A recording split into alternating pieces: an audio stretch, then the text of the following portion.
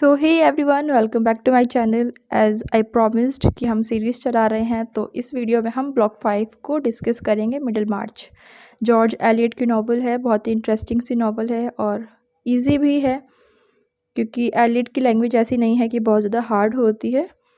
Then हम question number 1 से start करेंगे, क्वेश्चन नंबर 6 तक डिस्कस करेंगे। और लास्ट वीडियो में जो थी ग्रेट एक्सपेक्टेशन में, उसमें मैंने मिडिल मार्च का एक क्वेश्चन गलती से टाइप कर दिया था, तो हम उस क्वेश्चन को भी इसमें एक बार फिर से एलैबोरेट कर लेंगे या फिर डिस्कस कर लेंगे। ओके, सो हम फर्स्ट क्वेश्चन से स्टार्ट करते हैं।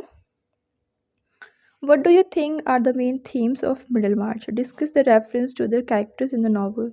कि मिडिल मार्च जो नावल है उसकी मेन थीम्स क्या हैं।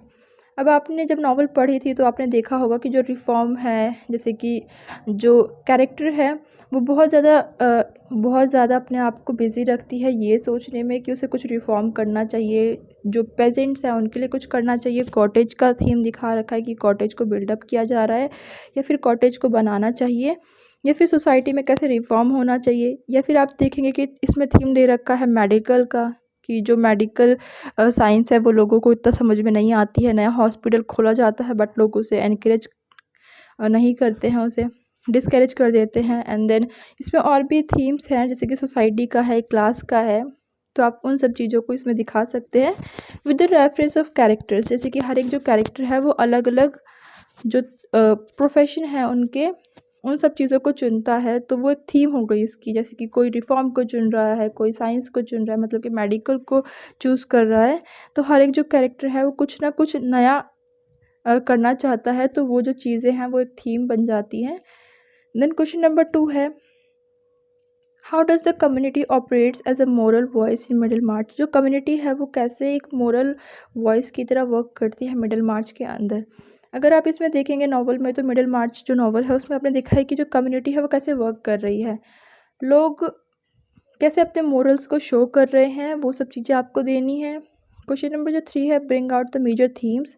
आप देखिए कि जो थीम्स है वो दोबारा से एक बार रिपीट हुई है पेपर में, तो आपको इसमें थीम्स लिखनी है। जस्ट गूगल करिए, आपको बहुत सारी थीम्स इसमें दिख जाएंगी, और फिर वो सारी थीम्स आप की पॉइंट्स में रख सकते हैं और फिर आप इसे एक्सप्लेन कर सकते हैं। क्वेश्चन नंबर 4 है, what do you understand by the authorial control? कि जो अथॉरियल कंट्रोल है उससे आप क्या समझते हैं। तो वो जैसे कि कोई भी चीज़ें कंट्रोल करती है जिसके पास अथॉरिटी होती है, आपको वो चीज़ यहाँ पर शो करनी है और आपको बताना है कि कैसे ये जो अथॉरियल कंट्रोल है ये मिडिल मार्च में देखा जा सकता है या फिर एविडेंट है, इस चीज़ के प्रूफ हैं इस नावल में। क्वेश्चन नंबर जो 5 है उसमें पूछा गया है, how does George Eliot depict society in transition? जो कि क्वेश्चन नंबर 6 था, हम जब लास्ट वीडियो डिस्कस कर रहे थे उसमें वही क्वेश्चन यहाँ पे भी लिखा हुआ है कि जो मिडिल मार्च की सोसाइटी है उसे कैसे डिपिक्ट किया गया है। मिडिल मार्च के अंदर जो एलियट है उन्होंने कैसे डिपिक्ट किया है, आपको वो शो करना है। जो सोसाइटी है उसमें अलग अलग लोग हैं, अलग अलग लोग हैं जो अलग अलग तरीके से वर्क कर रहे हैं, और इसमें कुछ ऐसे लोग भी हैं जो सिर्फ दूसरों से जो करप्शन है वही करके अपने पैसे कमा रहे हैं, लेकिन ऐसा कुछ हो नहीं रहा है। लास्ट में जैसे काम कर रहे हैं, फ्रॉडबाजी कर रहे हैं, फ्रॉड कर रहे हैं, उनके पास कोई ऑप्शन नहीं है, लास्ट उनकी जो लाइफ है वो अच्छी नहीं बन रही है।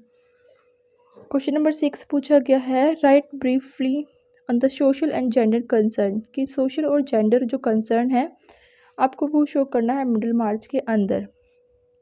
तो ये कुछ बेसिक से क्वेश्चन थे। तो इसमें मेन क्वेश्चन क्या है, एक तो थीम्स है, जेंडर है, सोसाइटी है और सोशल कंसर्न है। ये भी कुछ मेन से थीम्स हैं या फिर क्वेश्चन हैं जो कि आ सकते हैं। आप इन सब से रिलेटेड कोई ना कोई की पॉइंट्स अपने माइंड में रख सकते हैं जो कि आप इसमें लिखेंगे, और मैं अभी आपको इसके कुछ थीम्स बता देती हूँ।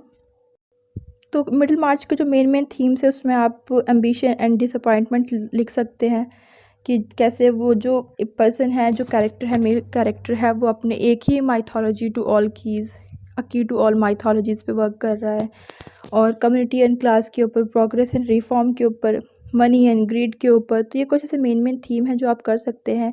या फिर जो मोरल कॉन्फ्लिक्ट है नावल में, आप उसे भी लिख सकते हैं इसमें।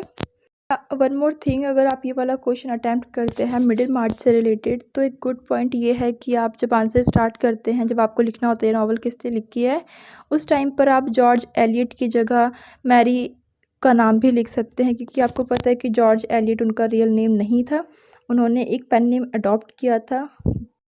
क्योंकि आपको पता है उस टाइम पे जो सोसाइटी थी वो वुमेन्स के वर्क को उतनी इम्पोर्टेंस नहीं देती थी। तो आप लिख सकते हैं कि जो वर्क है ये मैरी एन इवेंस का है, लेकिन उन्होंने जॉर्ज जॉर्ज इलियट को as a pen name use किया था क्योंकि वुमेन्स के वर्क को उतना कंसीडर नहीं किया जाता था। और इन्होंने अपनी जो नॉवल है उसमें सोसाइटी के बारे में लिखा है। अगर वो अपनी फ़ीमेल नेम से लिखती तो इनके जो वर्क्स हैं उनको उतना कंसीडर नहीं किया जाता।